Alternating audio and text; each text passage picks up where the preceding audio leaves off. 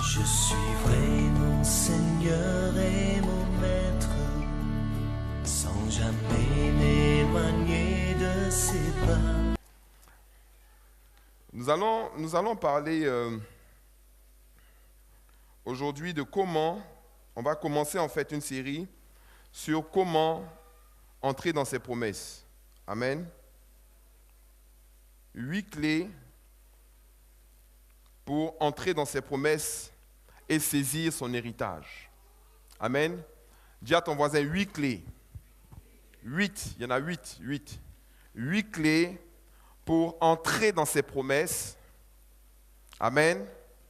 Et saisir son héritage. Je pourrais dire saisir son héritage, ou je pourrais dire également s'emparer de son héritage. Amen. Ou conquérir son héritage. 8 clés très importantes. Dimanche passé, nous avons parlé sur le thème comment résoudre les problèmes. Et nous avons vu que Dieu n'est pas dans le ministère en fait de faire disparaître les problèmes pour les gens. Dieu ne fait pas disparaître les problèmes parce que les problèmes ont pour but de nous amener à devenir plus forts, ont pour but de nous amener à nous développer, ont pour but de nous amener à grandir. Et si Dieu enlève les problèmes de votre vie, il ne vous rend pas service. Et c'est pour ça qu'il ne le fait pas, il ne le fera pas, il ne l'a jamais fait. Et si des personnes ne veulent pas s'aligner sur ce trait de caractère de Dieu et commencent à chercher des solutions pour que ces problèmes disparaissent, c'est là qu'ils tombent dans des séductions, qu'ils tombent dans des pièges et qu'ils tombent dans des péchés. Notre réaction ne doit pas être de vouloir, coûte que coûte, vaille que vaille, faire que Dieu, par pitié, fasse disparaître un problème. Notre solution doit plutôt être de nous appliquer à devenir plus forts face à la situation. Amen. Et nous avons vu à travers plusieurs exemples, notamment un que nous avons lu dans le livre de Genèse, que Dieu lui-même, lorsque Caïn était confronté à un problème, est venu lui rendre visite. Genèse chapitre 4. La Bible dit, Adam connut Ève, sa femme, elle conçut et enfanta Caïn, et elle dit, j'ai formé un homme avec l'aide de l'Éternel. Elle enfanta encore son frère Abel. Abel fut berger et Caïn fut laboureur. Au bout de quelque temps, Caïn fit à l'Éternel une offrande des fruits de la terre. Et Abel, de son côté, en fit une des premiers-nés de son troupeau et de leur graisse. L'Éternel porta un regard favorable sur Abel et sur son offrande, mais il ne porta pas un regard favorable sur Caïn et sur son offrande. Caïn fut très irrité et son visage fut abattu. Notez bien que la Bible dit que son visage fut abattu. On aura l'occasion, je vais vous parler un peu de ce qu'on appelle de l'expression corporelle, de comment certaines postures, certaines positions même, parlent ou sont le reflet de ce qu'on vit et de ce qu'on expérimente vraiment spirituellement. Le visage abattu, vous voyez des personnes qui ont le visage abattu, tu lui dis, ma soeur, ça va? Oui, ça va très bien, ça va. Mais tu vois à travers son visage que ça ne va pas. Parce que quand ça va, le visage n'est pas abattu. Vous voyez? Donc Dieu lui-même, quand par exemple il parle de la rébellion, il dit, ne raidis pas ton cou. Vous voyez? Parce qu'il y a des personnes, leur cou là devient très très dur, très raide. Ça c'est parce qu'ils s'entêtent à vouloir faire quelque chose. Il y a des postures. On aura l'occasion d'en parler, ce n'est pas le but du message aujourd'hui. Ensuite, au verset 6, la Bible dit, l'Éternel dit à Caïn, pourquoi es-tu irrité? Pourquoi es-tu irrité? Amen.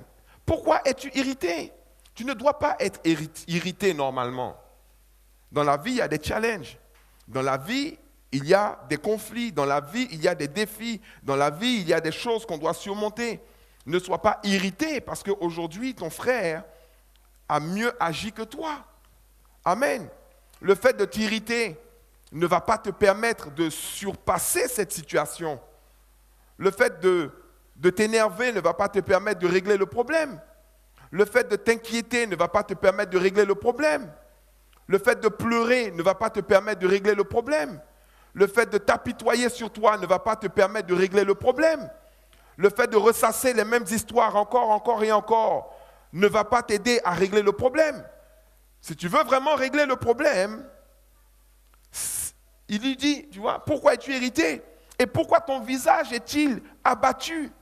Pourquoi es-tu irrité? Et pourquoi ton visage est-il abattu? Ensuite, il lui dit au verset 7, certainement, par rapport à régler le problème, certainement, qu'est-ce qui se passe? Si tu agis bien, touche ton voisin, dis-lui si tu agis bien. Amen. Certainement, si tu agis bien. Donc, c'est une question des actes que tu poses. En d'autres mots, il est en train de lui dire que être irrité et avoir le visage abattu n'est pas une bonne réaction par rapport aux problèmes et aux défis auxquels tu dois faire face. Mais si tu agis bien, ça veut dire que si tu poses les actes qui sont correspondants, si tu poses les actions qui sont nécessaires, alors qu'est-ce qu'il dit? Tu relèveras ton visage. Tu seras fier de toi. Tu relèveras ton visage. Et si tu agis mal, si les actes que tu poses ne sont pas bons, et si les actes que tu poses ne sont pas corrects, le péché se couche à la porte. En d'autres mots, le diable est couché à ta porte, à la porte de ta maison. Et ses désirs se portent vers toi. Il te regarde avec envie. Il te veut. Il veut te saisir. Il veut faire de toi son esclave. Il dit, mais toi, domine sur lui. Alléluia. Domine sur lui. Aie le dessus sur lui. Aie la victoire sur lui. Dieu a vu Satan à la porte de Caïn. Il est quand même entré là où Caïn se trouve et qu'est-ce qu'il a fait? Il a parlé à Caïn. Il lui a donné le message. Le message est, si tu agis bien, tu vas régler le problème. Si tu agis mal, le diable va t'avoir. Mais toi, tu peux dominer sur lui et tu peux avoir le dessus sur lui. Certainement, mais tu dois bien agir. Vous voyez, ça a à voir avec nous, notre attitude, notre comportement. J'ai sorti dernièrement une des lois de succès qui sont dans la Bible, parce que je dis, je vais commencer à sortir des lois de succès. Et la première loi, celle qu'on appelle la mère de toutes les lois, en fait, c'est la loi de la semence et de la récolte. Se trouve dans Genèse chapitre 8, verset 22. Genèse 8, 22. Donc vous êtes toujours dans Genèse et vous allez dans 8 au verset 22. Et Dieu, dans le livre de Genèse, fait une promesse ici. Il dit, tant que la terre subsistera, amen, tant que la terre subsistera, ça veut dire que tant que la terre, la planète sur laquelle nous vivons là, tant qu'elle existera, vous voyez, donc c'est une loi qu'il établit, qui est valable tant que la terre existe, vous comprenez? Ça veut dire que cette loi-là ne va s'arrêter que le jour où il n'y aura plus de terre. Mais tant que la terre existe, et qu'est-ce que actuellement la terre existe, n'est-ce pas? Puisque nous sommes sur la terre, amen. Tant que la terre subsistera, les semailles et la moisson, le froid et la chaleur, l'été et l'hiver, le jour et la nuit ne cesseront point. Donc il parle des semailles et de la moisson. Donc c'est ce qu'on appelle la loi de la semence et la loi de la récolte. C'est-à-dire, vous plantez et vous récoltez. D'autres personnes ont appelé ça la loi de la causalité, c'est-à-dire la loi de la cause et des effets. Ça veut dire que pour toute chose qui se passe dans la vie de quelqu'un, il y a une raison. Amen. Et pour tout acte que nous posons, il y a un effet. Je pose un acte, j'ai l'effet de cet acte. Amen. Il y a quelque chose qui se passe dans ma vie, il y a une raison. Vous savez, moi j'ai de plus en plus de difficultés avec les gens qui agissent un peu comme des personnes amnésiques. C'est-à-dire, elles viennent, elles arrivent et elles vous expliquent un problème. Elles vous parlent de l'effet. Elles vous parlent de la moisson. Oh, pasteur, je ne comprends pas. Il y a du piment dans mon jardin. Pasteur, je ne comprends pas, il y a du piment dans mon jardin. Mais comment tu ne comprends pas qu'il y a du piment dans ton jardin? Parce que s'il y a du piment dans ton jardin, ça veut dire que, à un moment, quelqu'un a planté du piment dans ton jardin. Le piment n'est pas arrivé comme ça. Il y a des gens qui veulent vous faire croire que le piment est arrivé par hasard. Ce n'est pas vrai. Il n'y a aucun piment qui arrive dans la vie de quiconque par hasard. Vous comprenez? C'est arrivé là, soit parce que tu as planté du piment, soit parce que ton mari a planté du piment, soit parce que le voisin a planté du piment et que tu n'as pas surveillé ou bien tu n'es pas au courant. Mais si tu veux que le piment arrête de pousser dans ton jardin, ce n'est pas la prière qui va empêcher le piment de pousser dans ton jardin. Est-ce que vous me suivez? Il va falloir qu'à un moment, tu te poses la question de savoir comment le piment est arrivé dans mon jardin. Et maintenant, si tu arrives à résoudre la raison pour laquelle le piment est arrivé dans ton jardin, alors tu peux faire cesser ce piment-là que tu ne veux pas. La loi de la semence et de la récolte. Il y a des gens qui vont vouloir vous faire croire qu'ils ne savent pas comment ils sont devenus pauvres. Ils ne savent pas comment ils sont devenus gros. Ils ne savent pas comment ils sont tombés malades. Ils ne savent pas comment ils sont arrivés à être à découvert. Ils ne savent pas comment ils se sont retrouvés dans telle ou telle situation. Parce que je ne sais pas. Mais je vais vous dire quelque chose. Mais si tu ne sais pas comment tu es arrivé à cet état, tu ne sauras pas comment sortir de cette situation. Il faut qu'on arrête de jouer la comédie et qu'on commence à se dire les vérités. La loi de la semence et de la récolte est, je peux dire vraiment, la mère de toutes les lois. Il y a une centaine de lois qui existent. On aura peut-être l'occasion, je vais vous en donner peut-être quelques-unes. Mais vous allez vous rendre compte que beaucoup de lois, en fait, sont issues de cette loi-là. C'est-à-dire, même Jésus, il a dit, ce que tu veux qu'on te fasse, fais-le aux autres.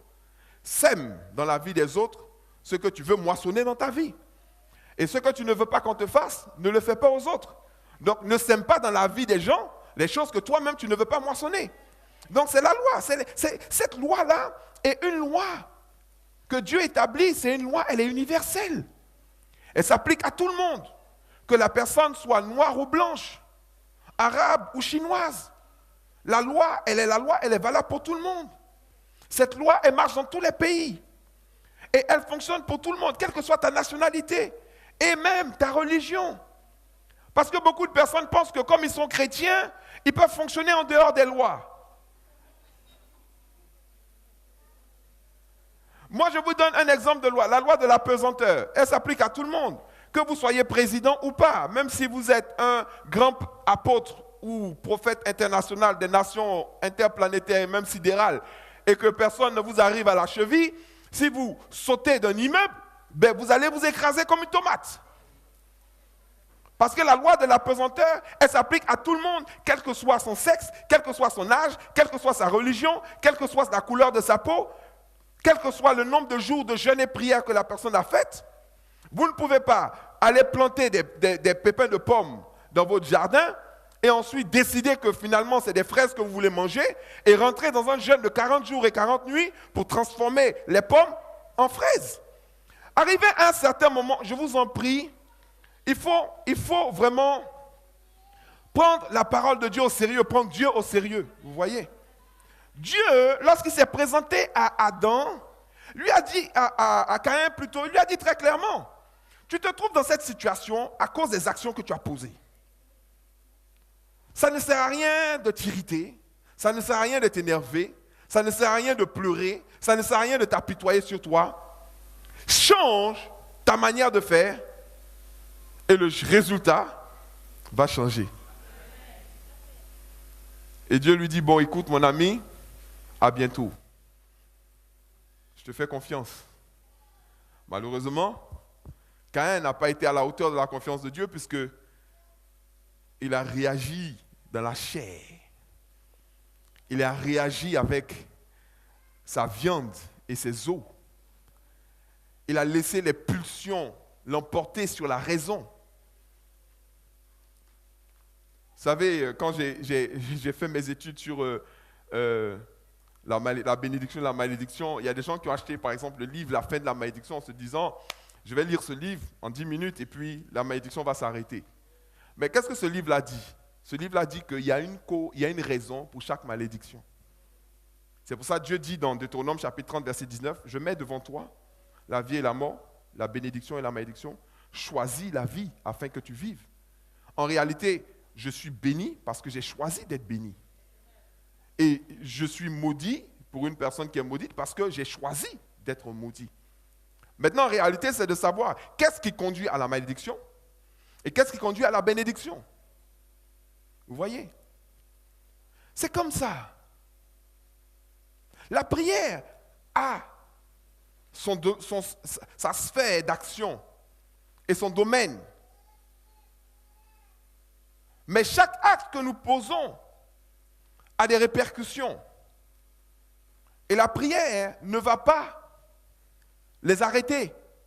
C'est pour ça que le Seigneur a dit, mon peuple périt parce qu'il lui manque la connaissance. Mon peuple périt parce qu'il lui manque la connaissance. Mon peuple périt parce qu'il ne sait pas ce qu'il doit faire ou ce qu'il ne doit pas faire. Il n'a pas dit mon peuple périt parce qu'il lui manque la prière. Il n'a pas dit mon peuple périt parce qu'il ne prie pas assez. Il n'a pas dit mon peuple périt parce qu'il lui manque l'onction. Il n'a pas dit mon peuple périt parce qu'il lui manque ci. Il dit mon peuple périt par faute de connaissance. Par faute de connaissance. Après avoir lu ce passage choquant, certaines personnes sont tentées de dire oui, mais ça c'est dans l'Ancien Testament, Jésus n'était pas encore venu. Maintenant que Jésus est là, quand Jésus est venu, de toutes les façons, il a chassé le diable. Il a réglé le problème des gens. Moi, quand je regarde les miracles de Jésus, à tout moment, qu'est-ce que je vois? Je vois Jésus qui dit aux gens ce qu'ils doivent faire pour que le diable parte. Et ne le fait pas à leur place. Il lui dit, va te laver à tel endroit. Va faire ci. Prenez de l'eau. Faites comme ci. Faites comme ça. Et quand les gens obéissent à ce qu'il leur dit de faire, alors ils voient des résultats. Vous voyez? Dieu n'a pas chassé Satan pas parce qu'il n'a pas la puissance ou le pouvoir de le chasser. C'est parce qu'il sait que s'il le chasse lundi et qu'il s'en va, mardi, le Satan sera au même endroit où il était. Dieu ne va pas venir habiter là, être ton garde du corps, pour qu'à chaque fois que Satan vienne, il le chasse. Dieu va te dire comment chasser Satan, de telle sorte que ce soit le lundi, le mardi, le mercredi, le jeudi ou le dimanche, à chaque fois que Satan viendra, il va trouver quelqu'un capable de lui dire, toi, tu dégages. Dehors. Vous voyez? Non, mais maintenant, Jésus, mais qu'est-ce que Jésus a dit? Il dit, voilà les signes qui accompagneront ceux qui auront cru. En mon nom, ils chasseront les démons. Est-ce qu'il a dit, ils m'appelleront pour chasser les démons? Non. Il dit, c'est même pas la peine de m'appeler. Utilisez mon nom pour les chasser. Ils imposeront les mains aux malades et les malades seront guéris. Quand vous priez pour les malades, arrêtez de dire Jésus guéris-le, Jésus guéris-le. C'est pour ça que ça ne marche pas. Parce que quand vous dites ça, la maladie dit oh, il n'est pas au courant. Il ne sait pas. Il ne sait pas. Il ne sait pas que Jésus a dit, ils imposeront les mains aux malades. C'est toi qui dis, je te guéris au nom de Jésus. Voilà la vraie formule. J'ordonne à la maladie de partir maintenant au nom de Jésus. Tu en as l'autorité, tu en as la capacité. Quand tu agis comme ça, l'esprit dit, ah, il est au courant. Il sait. Il sait. Seigneur Jésus, aie pitié de lui. Seigneur Jésus guérit. Mais Jésus l'a déjà guéri il y a 2000 ans. Tu n'es pas au courant? Même quand il envoyait les disciples, il dit, allez, 2 par 2. Il dit, allez, chassez les démons, guérissez les malades, ressuscitez les morts. Lorsque Pierre, l'apôtre, arrive devant le temple et qu'il voit le paralytique, il lui dit, alors qu'il le regarde pour pouvoir avoir des miettes ou avoir quelque chose de lui, Il lui dit, je n'ai ni argent ni or, mais ce que j'ai, je te le donne. Au nom de Jésus, lève-toi et marche. Il n'a pas commencé un jeûne de 7 jours ou un jeûne à sec de 3 jours avant de prier pour le malade. Il sait que nous dominons et que nous avons l'autorité sur eux. Le problème, c'est que dès le moment où nous entrons dans une démarche de partir chercher de l'aide, à ce moment-là, il sait qu'il est dans son terreau. Est-ce que vous comprenez? Il sait qu'il est vraiment dans un environnement qui lui est propice. Parce que la personne n'a pas le réflexe de réagir. La personne dit tout simplement, bon, attends-moi, j'arrive, je vais chercher quelqu'un. Mais si tu vas chercher quelqu'un, c'est que tu n'as pas la capacité d'avoir le dessus sur lui.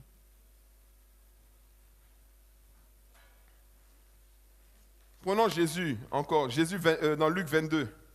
Luc chapitre 22, verset 31. Jésus va donner une information à Pierre. Il va lui donner une information. Et il dit à Pierre, Simon, Simon, en parlant de Pierre, Simon, Simon, Satan vous a réclamé pour vous cribler comme du froment. Satan est venu aller au ciel et il a dit à Dieu, je veux m'occuper des disciples. Ça, c'est surprenant, ça. Maintenant, Jésus dit, mais, ça c'est une bonne nouvelle, j'ai prié pour toi. Oh, merci Seigneur, donc je suis sauvé là. Tu as prié pour moi, c'est bien. Le pasteur Jean m'a dit que toi tu ne chasses pas les démons, mais je vois que vraiment tu les as chassés. Non, j'ai prié pour toi. Mais pourquoi? Afin que ta foi ne défaille pas. Je n'ai pas prié pour qu'il vous laisse en paix. J'ai prié pour que votre foi soit opérationnelle quand il va commencer à faire ses affaires. Et toi, quand tu seras converti, quand tu seras converti, affermis tes frères. En d'autres mots, Pierre, tu as marché 3 ans et demi avec moi, mais tu n'es pas encore converti.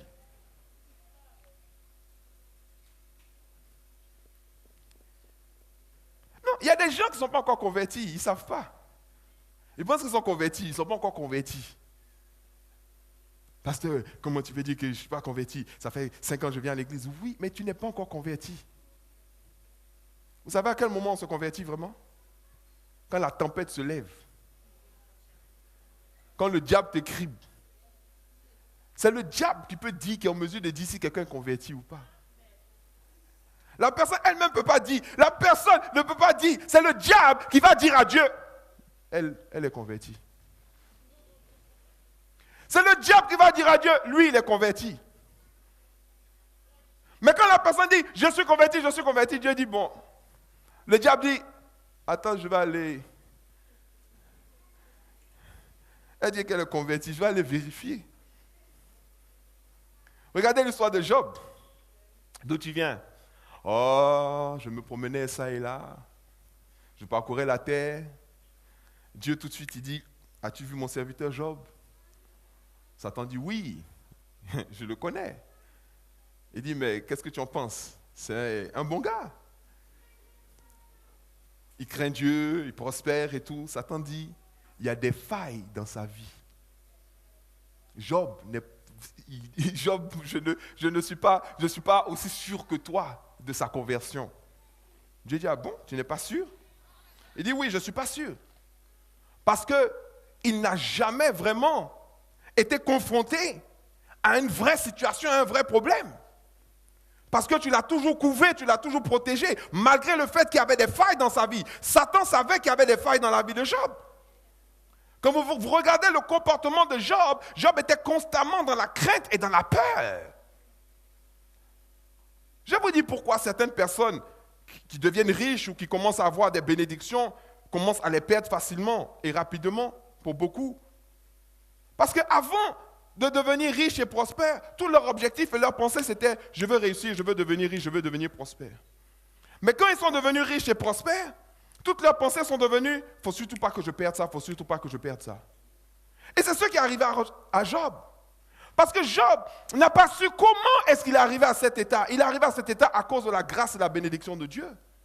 Mais il n'avait pas le niveau spirituel, il n'avait pas la connaissance, il n'avait pas l'affermissement qu'il fallait pour arriver là. La preuve de Job, chapitre 3, quand les problèmes sont arrivés, il a commencé déjà à maudire sa vie et tout. Quand vous prenez jusqu'à Job 32, il a passé son temps, lui et ses amis, à raconter que des conneries. Il ne connaissait pas Dieu. Il a fait l'étalage de son ignorance. Il a fait l'étalage de leur stupidité, jusqu'à ce qu'ils reviennent et qu'ils disent « Non, j'étais orgueilleux. Mes oreilles avaient entendu parler de lui. Maintenant, mes yeux l'ont vu. Et je me rends compte que tout ce temps-là, je ne le connaissais pas. » Alléluia. C'est pour ça que Dieu veut nous rendre inébranlables. Il veut s'assurer que nous avons la solidité, que nous avons le répondant nécessaire pour nous placer à une certaine position. Parce que s'il vous met à une position avant que vous ne soyez vraiment bâti et solide, le diable va vous dégager là en moins de 2 minutes. Pierre dit, je suis converti. Jésus lui donne une information. Satan va venir vérifier si tu es vraiment converti.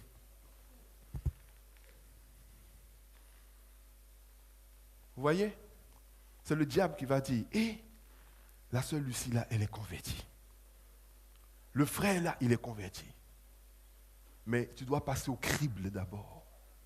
Parce que vous avez des gens qui sont tellement forts pour annoncer, pour faire sonner la trompette. Mais dès qu'il y a un petit souci, ils oublient l'évangile, ils oublient les promesses de Dieu, ils oublient qui ils sont, ils oublient l'autorité qu'ils sont, et commencent à sombrer dans la dépression, leurs vies sont irritées.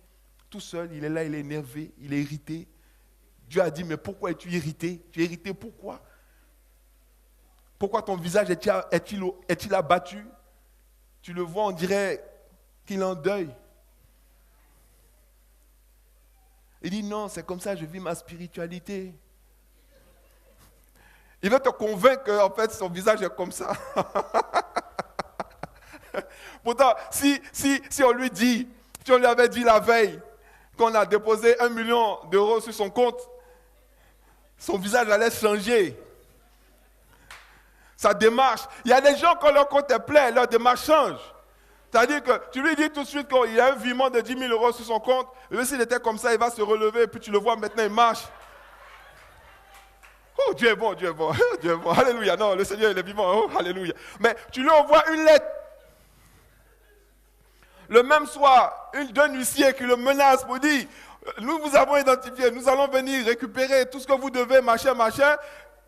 Il n'attend même pas de finir de lire la lettre. Au moment où il est en train de lire la lettre, là, quand il commence à arriver dans les mots, là, tu vois même que son dos commence à se courber comme ça. Sa figure commence à changer. Le même frère là qui marchait avec une démarche légère, du genre... on dit, mon frère, ça va? Oh, ça va aller. Ça va aller. C'est le solde de ton compte qui te rend heureux ou malheureux? Ou c'est la promesse de l'Éternel? Dieu connaît l'homme. Tu veux convaincre les gens que non, ta figure est serrée parce que tu es content. Ce n'est pas vrai. C'est toi-même que tu essaies de tromper. Non, il faut arrêter avec ce ministère. Ministère international de figures serrées. Laisse ça. Regardez, la Bible parle d'une femme qui s'appelle Anne, qui voulait un enfant. Elle voulait un enfant. Et la Bible dit que, on va décortiquer ça bientôt, mais la Bible dit que quand le prophète lui a dit que sa prière était exaucée, qu'est-ce qui s'est passé? La Bible dit que son visage ne fut plus jamais le même. Son visage a changé. Et c'est le changement de son visage, le changement de son état, le changement de ses émotions même intérieures qui ont fait que son miracle a pu s'opérer. Une femme qui a le visage serré, je ne veux pas dire des bêtises, mais un enfant va difficilement vouloir venir chez une femme dont le visage est toujours serré. On va dire, bon, toi, il faut aller. Il dit, non, moi, je ne veux pas. Tu as vu comment son visage est serré, elle va me faire souffrir.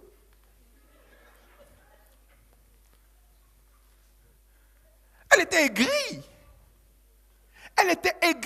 Elle était irritée.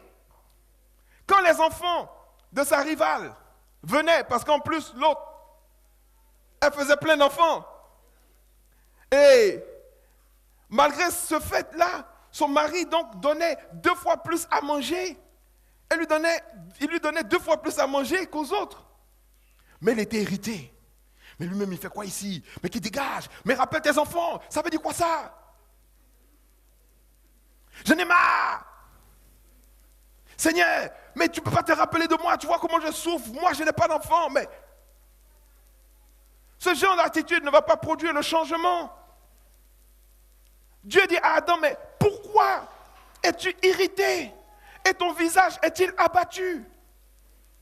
Vous vous irritez et vous êtes abattu quand vous jetez l'éponge. C'est une manière de dire que je ne peux plus rien faire. Je suis arrivé au bout de mes capacités. Je suis découragé. Vous pouvez entrer dans votre héritage. Vous pouvez entrer dans vos promesses. Vous pouvez avoir la vie puissante, glorieuse que Dieu veut que vous ayez. Vous pouvez expérimenter une prospérité sans mesure. Mais il faut que vous soyez prêts à payer le prix.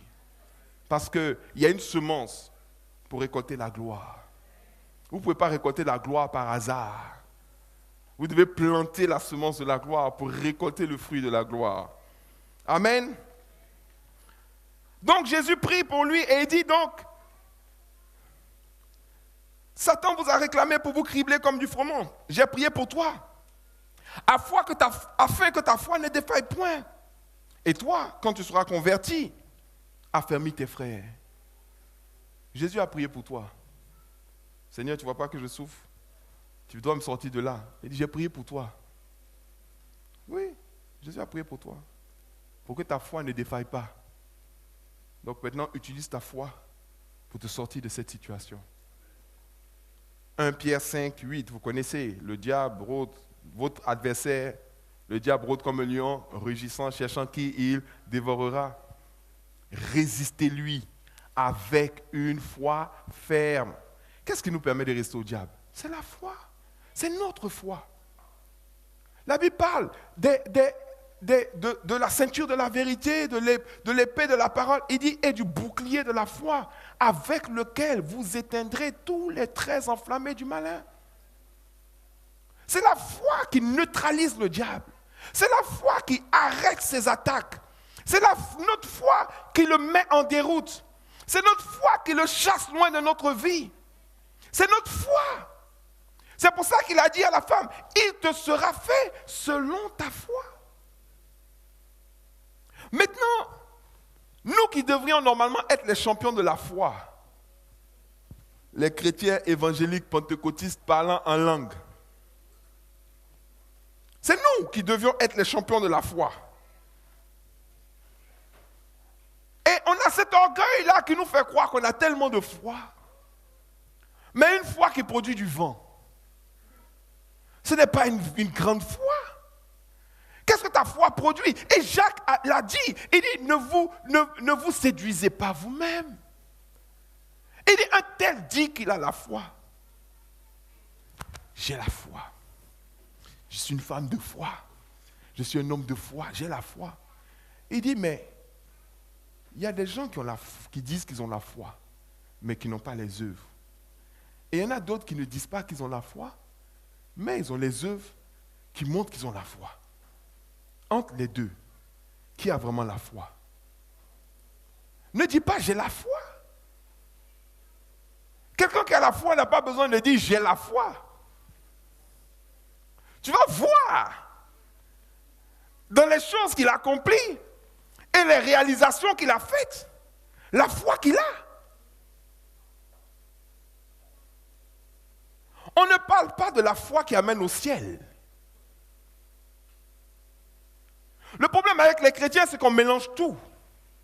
La Bible dit que nous ne pouvons pas aller au ciel sans la sanctification. La foi n'amène pas au ciel. La foi, c'est la sanctification qui amène au ciel. La foi produit des œuvres. La foi réalise des choses. La foi engendre des entreprises. La foi guérit des malades. La foi ouvre des portes. La foi déplace les montagnes. La foi n'envoie pas au ciel. Ce qui envoie au ciel, c'est la sanctification. Maintenant, toi, tu parles de ta sanctification et tu appelles ta sanctification la foi.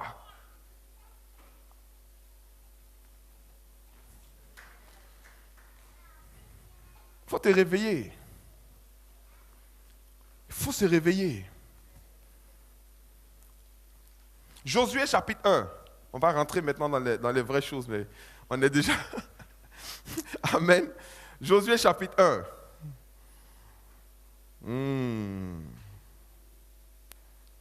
J'espère que j'édifie quelqu'un aujourd'hui.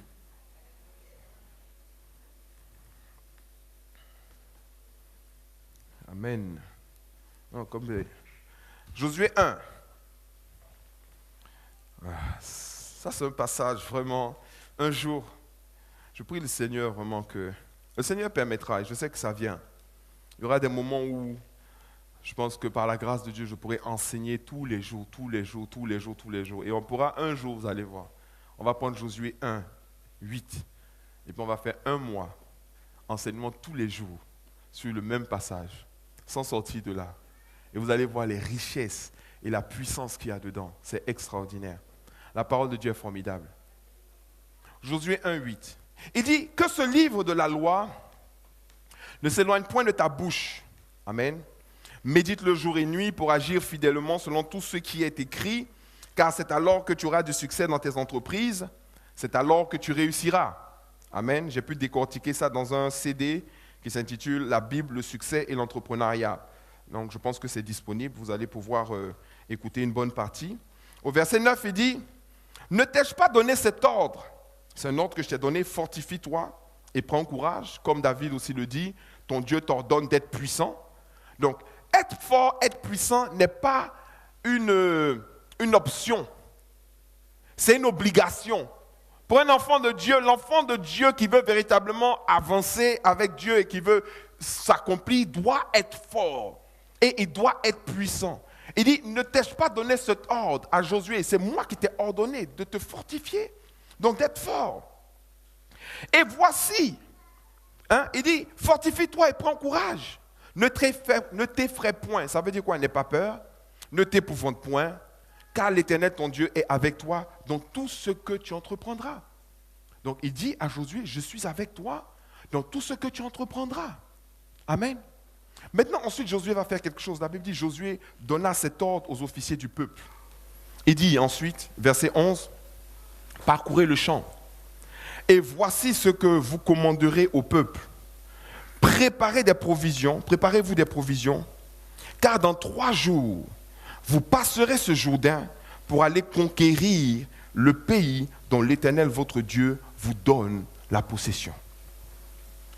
Moi, la question que je me pose quand je vois ça, c'est possession et conquérir. Conquérir et possession. Possession et conquérir. Conquérir et possession. J'ai dit, mais il y a un problème. Parce que selon nous, notre conception actuelle, c'est que quand Dieu te donne quelque chose, tu n'as pas besoin de conquérir. Hein? Mais or, Josué dit que Dieu nous donne Canaan comme possession, mais préparez-vous pour aller conquérir. Ça veut dire quoi? Ça veut dire que quand même Dieu te donne un héritage, et quand même Dieu te donne quelque chose, tu vas devoir te battre pour pouvoir saisir et posséder cette chose. Dis à ton voisin, tu vas devoir te battre.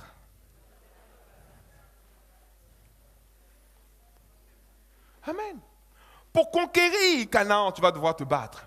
Pour conquérir, pour entrer dans tes promesses, tu vas devoir te battre. Pour saisir l'héritage, tu vas devoir te battre. Josué, avec le peuple d'Israël, pour entrer à Canaan, ils ont dû combattre 8 peuples différents. Ils ont dû avoir la victoire sur ces 8 peuples différents. Et ce n'est qu'après avoir vaincu ces 8 peuples-là qu'ils ont pu rentrer à Canaan. Mais la Bible nous dit dans le livre qui suit, dans le livre de Juges, chapitre 3, et on va lire ça. Juges, chapitre 3. Amen. La Bible dit, je vous laisse trouver le passage. Juges, chapitre 3, verset 1. La Bible dit, voici les nations que l'Éternel laissa pour éprouver par elles Israël. Tous ceux qui n'avaient pas connu toutes les guerres de Canaan. Dis les guerres de Canaan. Voilà. Les guerres de Canaan, c'est un concept. C'est ce qu'on appelle les guerres de l'héritage. C'est-à-dire que c'est les guerres pour rentrer à Canaan. Donc, qu'est-ce que Dieu a fait?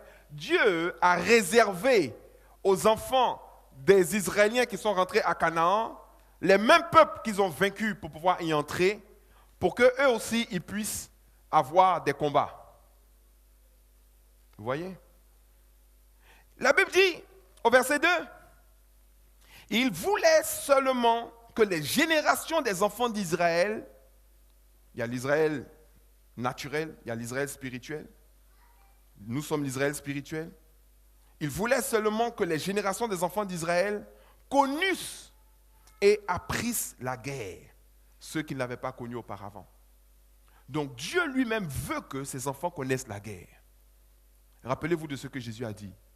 Je ne suis pas venu apporter la paix. Je suis venu apporter l'épée. Je suis venu apporter la guerre. Je suis venu apporter le combat. Quand je vais rentrer dans ta vie, tu vas devoir te battre pour devenir ce que je veux que tu sois. Il y a des gens qui disent non, mon héritage va tomber sur moi, mon héritage va tomber sur moi, j'ai rien à faire. C'est faux. Ce n'est pas vrai. Ce que tu dois posséder, c'est déjà là. Tu dois te battre pour y entrer. Il y a des guerres que tu dois faire. Il y a 8 peuples que tu dois battre. Il y a 8 esprits, il y a 8 combats que tu dois mener et sur lesquels tu dois avoir la victoire si tu veux entrer dans ton héritage et entrer dans ta promesse. Oui, David a été oint roi d'Israël. Mais quand on l'a oint roi d'Israël, est-ce qu'il s'est assis sur le trône? Non. Mais on l'a oint alors qu'il y avait déjà quelqu'un sur le trône. Qui était sur le trône? Saül.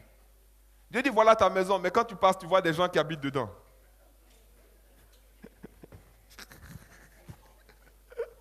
Dieu dit, je te donne Canaan. Mais toi, tu passes devant Canaan, tu vois que Canaan est chargé de géants. Ils ont une armée, ils ont une police, ils ont des armes. Tu dis, mais Seigneur, tu es sûr que c'est Canaan que tu m'as donné? Il dit, oui. Non, mais quand je regarde Canaan, là, je ne suis pas sûr, hein. Mais je te dis que c'est Canaan, je t'ai donné. Va prendre, va prendre. Non, Seigneur, je ne veux pas. Non, c'est bon, Seigneur. Dieu dit, je t'envoie dans l'industrie, par exemple, dans telle industrie. Mais quand tu arrives, par exemple, cosmétique, tu vois qu'il y a L'Oréal qui est déjà là. Tu vois qu'il y a Yves Rocher qui est déjà là. Tu vois qu'il y a, vous connaissez les noms, tu vois qu'il y a Nivea qui est déjà là. Et Dieu dit, je te donne ce secteur-là pour que tu puisses le conquérir. Seigneur, tu es sûr que c'est là-bas que tu veux que j'aille? Pourquoi? Parce que tu vois les géants là-bas. Mais Dieu dit, oui, je serai avec toi. Oh. Alléluia. Oui, je serai avec toi. Non, toi tu veux un secteur d'industrie où il n'y a personne. Ça dit, le secteur doit se créer. Et puis toi tu arrives là tout seul et il se crée avec toi. Ça n'existe pas. Dieu t'envoie dans la sécurité. Tu as déjà des entreprises qui sont là et te disent, je veux que tu montes une boîte. Et tu vas devenir plus fort qu'eux. Mais tu dis, non, non, non. Pourquoi? Parce qu'il y a déjà des gens. Mais dis-moi, à Canaan, il y a les Cananéens. Dis-moi dans quel secteur il n'y a pas déjà des gens. Dis-moi dans quelle entreprise, dans quel commerce il n'y a pas déjà des gens. Il dit à David, tu seras le roi d'Israël, mais il y a déjà un roi. Le roi s'appelle Saül. Et pour pouvoir s'asseoir sur la couronne, il doit vaincre Goliath. Il doit faire des guerres. Il doit survivre à Saül pour pouvoir s'asseoir sur le trône. Ne pense pas que là où Dieu veut t'emmener, il n'y a personne déjà là-bas. Il y a des gens qui sont déjà là. Et ne pensez pas qu'ils vont rester là et qu'ils vont vous regarder. Et quand vous allez arriver, ils vont dérouler le tapis rouge. Ils vont dire, oh, béni ô toi, envoyé de l'Éternel, c'est toi que j'attendais, viens prendre ma place. Jamais. Ils vont se battre, ils vont dire, mais toi-même, qu'est-ce que tu fais là? Qu'est-ce que tu es venu chercher? Et ce n'est pas le moment d'avoir peur, de fermer la porte. Oh, excusez-moi, en fait, je me suis trompé. Non. Tout le monde dit, c'est le monde d'affirmer qui tu es. Je suis un enfant de l'Éternel. Ça, c'est ce que tu te dis à l'intérieur. On va lire ça. Amen. La Bible dit donc, il voulait seulement que les générations des enfants d'Israël connussent et apprissent la guerre, ceux qui ne l'avaient pas connue auparavant. Verset 3. Ces nations étaient, donc il commence à citer les nations, les 5 princes des Philistins. Donc vous avez quoi? Les Philistins, tous les Cananéens, les Sidoniens, les Éviens, qui habitaient les montagnes du Liban, depuis la montagne de Bel Hermon jusqu'à l'entrée de Hamath. Ces nations servirent à mettre Israël à l'épreuve. Elles font quoi? Elles servent à mettre Israël à l'épreuve. Dieu utilise des situations et il autorise des situations pour te mettre à l'épreuve. Pour savoir si tu es fidèle. Pour savoir si tu es persévérant. Pour savoir si même tu es converti. Pour savoir si tu es converti.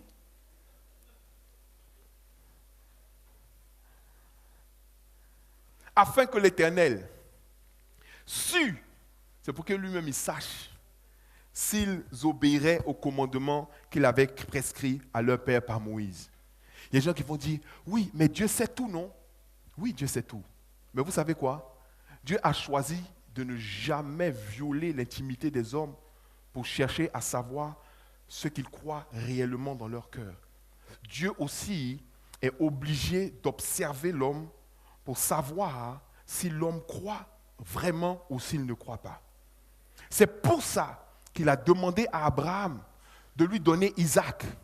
La Bible dit que quand Abraham a levé la dague et qu'il s'apprêtait à tuer, à poignarder son propre fils, Dieu lui a dit arrête. Et il lui a dit je vois maintenant que tu ne peux rien me refuser.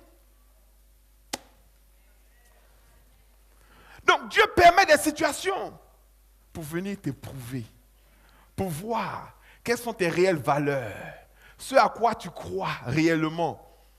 Si tu es vraiment converti.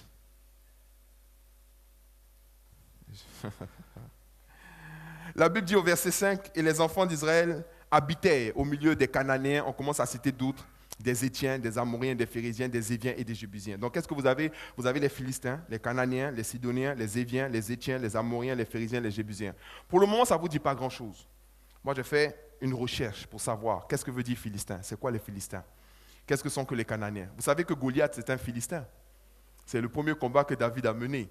C'est le combat qu'il a mené pour entrer dans son héritage. Nous tous, nous allons avoir à vaincre les Philistins. Je vais vous expliquer c'est quoi les Philistins. On va revenir dessus. Parce que c'est vrai, j'ai déjà enseigné dessus. Mais je pense qu'on n'a pas compris.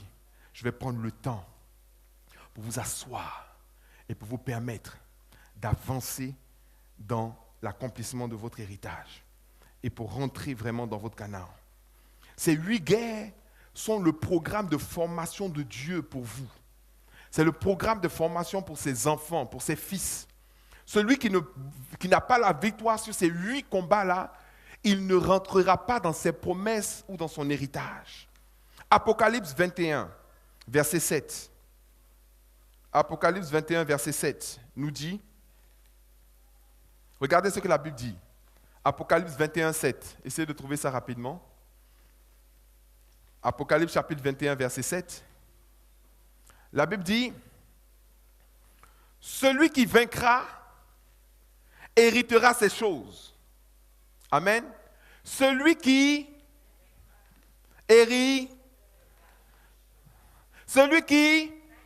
dit plus fort, celui qui vaincra, il fera quoi? Il héritera. Amen. Celui qui vaincra, héritera. Celui qui vaincra, héritera. Celui qui ne vainc pas, est-ce qu'il peut hériter? Non. Celui qui vaincra, héritera ces choses. Et après, vous savez qu'est-ce qu'il dit? Il dit, je serai son Dieu. Oh. Je serai son Dieu. Et il sera mon fils. Il ne sera plus mon enfant. Il sera mon fils. Je serai son Dieu. Ça veut dire que Dieu, tu dis, il est mon Dieu, il est mon Dieu. Lui il dit, je ne suis pas encore ton Dieu. Je suis Dieu, grand D. Mais je ne suis pas encore ton Dieu. Vous savez à quel moment Dieu est devenu le Dieu de David? Dieu est devenu le Dieu de David quand David a vaincu Goliath. Quand David a vaincu Goliath, à ce moment-là, Dieu est devenu le Dieu de David. Amen. Il dit, mon serviteur David, l'homme selon mon cœur. Oh my God. Ce jour où David a vaincu Goliath, le ciel entier était braqué sur ce petit endroit en Israël où l'armée d'Israël faisait face à l'armée des Philistins. David a dit plutôt, qui est à Goliath? Qui est cet incirconcis pour oser parler de la sorte du Dieu d'Israël? Il n'a pas dit de mon Dieu, du Dieu d'Israël. Il dit, ce soir, je donnerai ton cadavre aux oiseaux du ciel. Dieu dit, mais qui se lève là? On le connaissait déjà. On l'avait déjà oint d'huile. Mais ce jour-là, il rentrait dans une autre dimension. Il rentrait dans une autre intimité avec Dieu. Il était prêt à mettre sa vie même sur l'autel de sacrifice pour voir l'œuvre de Dieu avancer. Il n'était pas en train de faire des calculs. Et si jamais Goliath m'attrape, je vais faire comment? Et si jamais je rate mon coup, comment je vais faire? Il est en train de dire non, il y a des choses que je ne peux pas permettre. Il y a des choses que je ne peux pas accepter. Il y a des choses que je ne peux pas autoriser. Quel que soit ce qui m'arrive, je préfère mourir et de ne pas voir cet affront et cette humiliation que de vivre et de voir cette humiliation, mais insupportable. Je préfère mourir en même temps et ne pas voir cette chose-là. Ce jour-là, le ciel s'est levé. Les anges se sont levés. Quand David a vaincu Goliath, quand Goliath est tombé, David allait prendre l'épée de Goliath, il a tranché sa tête. Quand il a soulevé sa tête, Dieu dit, voilà mon fils. Voilà un homme selon mon cœur. Soulignez ce passage-là, c'est très important. Apocalypse 21, verset 7. Celui qui vaincra héritera ces choses. Je serai son Dieu et il sera mon fils. Elle sera ma fille. C'est très important. Romains 8, 16 à 17. C'est une introduction encore. On est encore dans l'introduction. Je vais juste établir un point. On a encore un petit verset, 2 versets à lire. Et puis, on va se donner rendez-vous pour dimanche prochain. Romains 8, verset 16. Vous voyez? La Bible dit, l'Esprit lui-même rend témoignage à notre esprit que nous sommes enfants de Dieu. Ça, c'est bien. Oh, nous les chrétiens, on aime ça. L'Esprit lui-même rend témoignage à mon esprit que je suis enfant de Dieu. L'Esprit lui-même, je sais que je suis enfant de Dieu. Pourquoi tu sais que je suis enfant de Dieu? Parce que je sais que je suis enfant de Dieu. Qu'est-ce qui te fait dire que tu es enfant de Dieu? Non, il y a une voix à l'intérieur de moi qui dit que je suis enfant de Dieu. Bravo. Je ne sais pas s'il y a beaucoup de personnes qui ont une voix qui leur disent qu'ils sont enfants du diable. Moi, j'aime bien les gens qui mettent sur Internet, sur tous les sites, les réseaux sociaux, Prince de l'Éternel, Soldat de Dieu, comment on appelle ça? Choisi de Dieu, machin. Tu te donnes toi-même ce titre-là. Champion de Dieu. Champion de Dieu. Tous les démons qui aiment se battre, là, ils vont se donner rendez-vous dans ton salon. La Bible dit, c'est bien que l'Esprit rende témoignage à ton esprit que tu es enfant de Dieu. Mais regardez au verset 17. Verset 17 dit, oh, ça veut dire que si, tu vois, c'est bien que tu aies cette assurance-là que tu es enfant de Dieu. Mais si vraiment tu es un enfant de Dieu, si nous sommes enfants de Dieu, qu'est-ce qui se passe? Nous sommes aussi héritiers de Dieu. Héritier de Dieu, co-héritier de Christ. Donc ça veut dire quoi? Si je suis enfant de Dieu, c'est que je suis au même niveau que Basaria Machaka.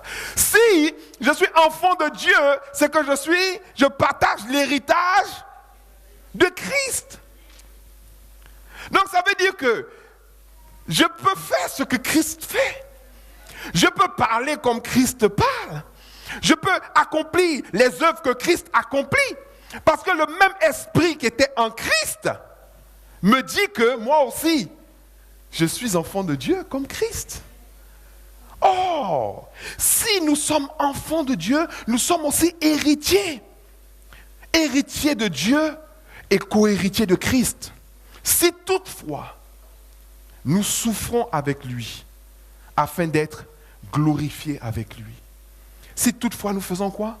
Nous souffrons avec lui. Le mot qui a été traduit par souffrons vient du grec qui dit sympathizo. Ça veut dire que si toutefois nous sympathisons avec lui. Sympathiser veut dire que si nous avons les mêmes souffrances que lui. Les guerres qu'il a menées et les combats qu'il a menés, si nous menons les mêmes combats, alors nous allons partager le même héritage. C'est ce que ça veut dire. Les combats que Christ a menés, ce sont les mêmes combats qu'Israël a menés pour entrer à Canaan. C'est les mêmes combats que tout enfant de Dieu doit mener s'il veut un jour s'arrêter et dire « Je suis un enfant de Dieu, je suis un fils de Dieu ». Parce que tous les fils de Dieu ont un héritage. Ils ont tous un héritage. Tu ne peux pas dire « Non, mon héritage m'attend au ciel ». Non, non, non, c'est un héritage qui est sur la terre. C'est ici. Vous voyez? Et ensuite, il dit au verset 18, « J'estime donc que les souffrances du temps présent ne sauraient être comparées à la gloire à venir qui sera révélée pour nous. » Cette gloire-là ne sera pas révélée au ciel. Elle sera révélée sur la terre. Pourquoi? Parce que la Bible dit au verset 19, « Aussi la création. » Quelle création? La terre.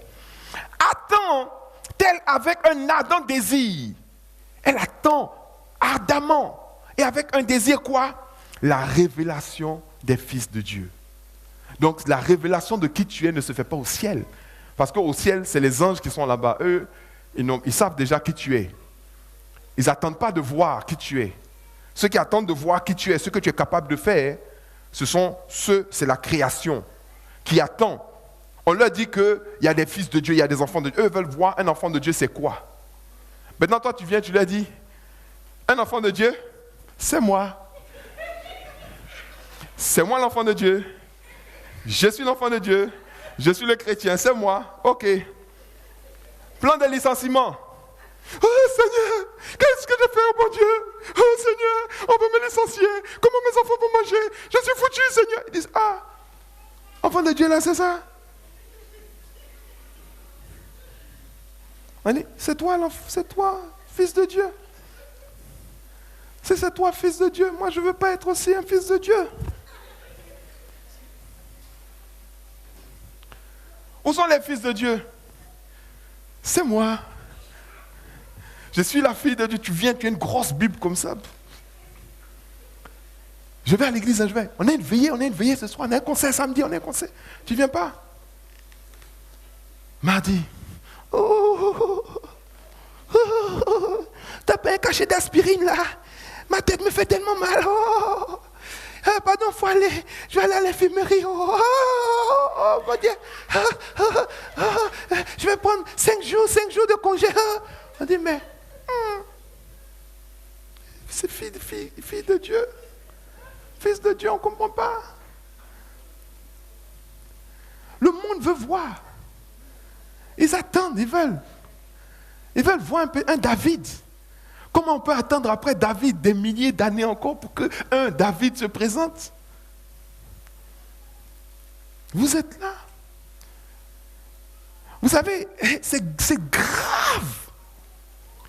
Dieu a dit une chose, le Seigneur a dit une chose. Il dit, vous savez, de tous les hommes qui sont nés du ventre d'une femme, il n'y a pas un plus grand prophète que Jean le Baptiste. Jean le Baptiste est le plus grand de tous. Il dit ensuite, mais le plus petit dans le royaume de Dieu, il est plus grand que Jean le Baptiste. Ça veut dire beaucoup de choses. Quand la Bible dit, voilà les signes qui accompagneront ceux qui auront cru. Ça veut dire que si ces signes ne t'accompagnent pas, c'est que tu n'as pas cru. Arrête de te targuer d'un titre que tu n'as pas. Je suis chrétien. Tu n'es pas chrétien. Tu es un disciple. Tu es en train d'apprendre. Tu n'es pas chrétien. Je suis enfant de Dieu. Oui, si tu es enfant de Dieu, fais les choses que Dieu fait. Fais les choses que Jésus fait.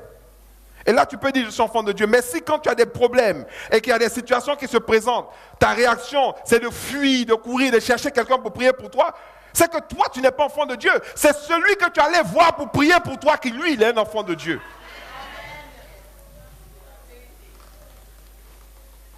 Est-ce que je parle à quelqu'un? Si quand ça chauffe, toi, tu cours, tu fuis pour aller voir quelqu'un pour qu'il prie pour toi, c'est que celui pour qui ce que tu vas voir là, lui, il est un enfant de Dieu, tu reconnais. Mais toi, c'est comme si tu es un enfant illégitime. Mais tu n'es pas un enfant illégitime. Sauf que tu n'es pas encore entré dans une autre dimension. Galates chapitre 4.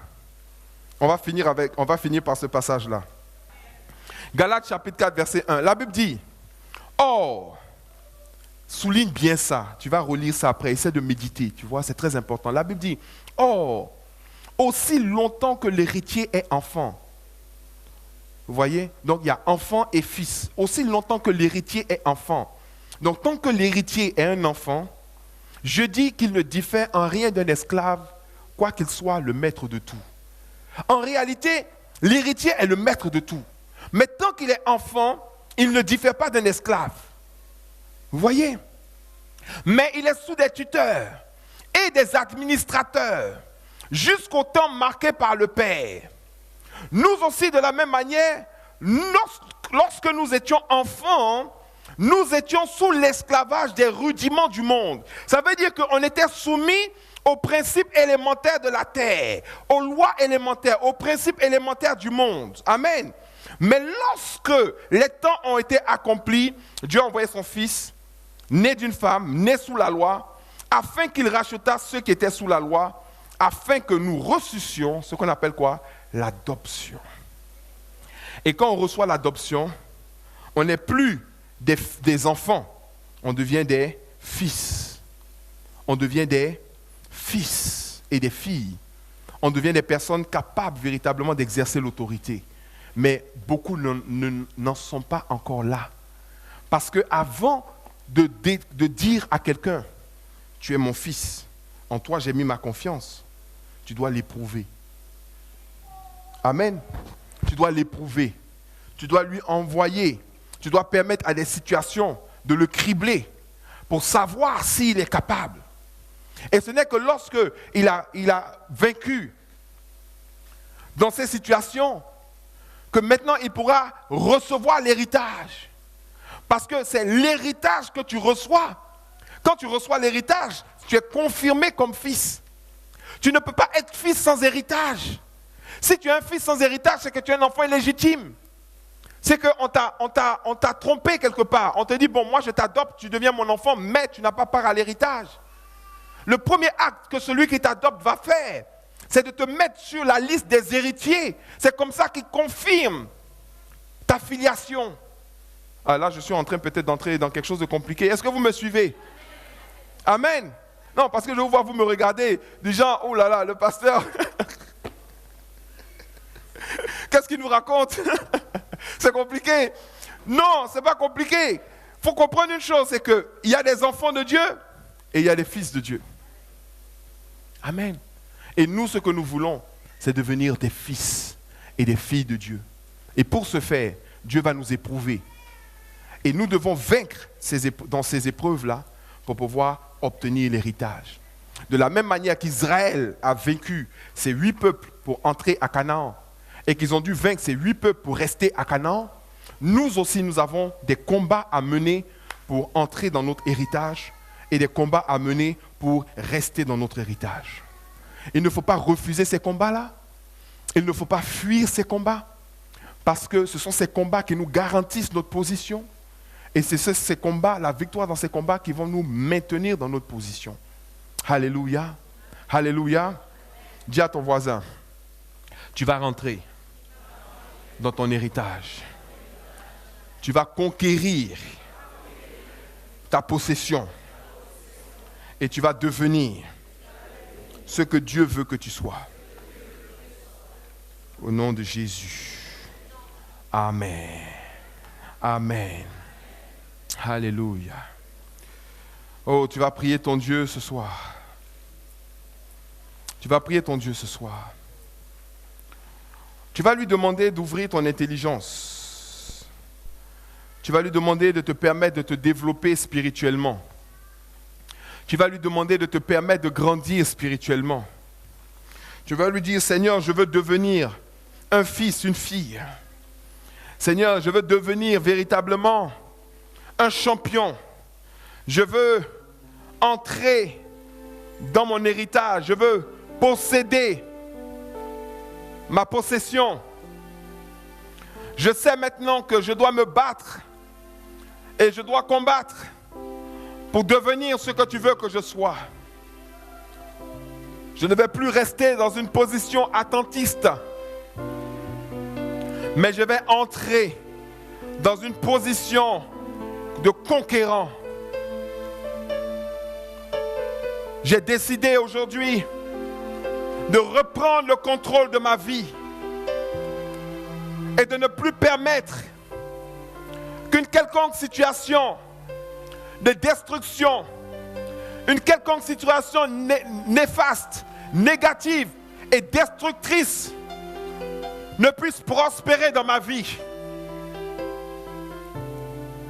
Je sais que tu m'as donné le pouvoir de marcher sur les serpents et les scorpions et sur toute la puissance de l'ennemi et rien ne pourra me nuire.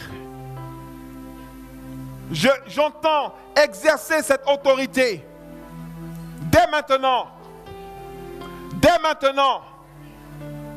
et pour toujours.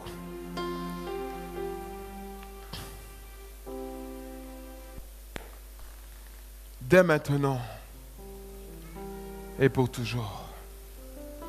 Alléluia.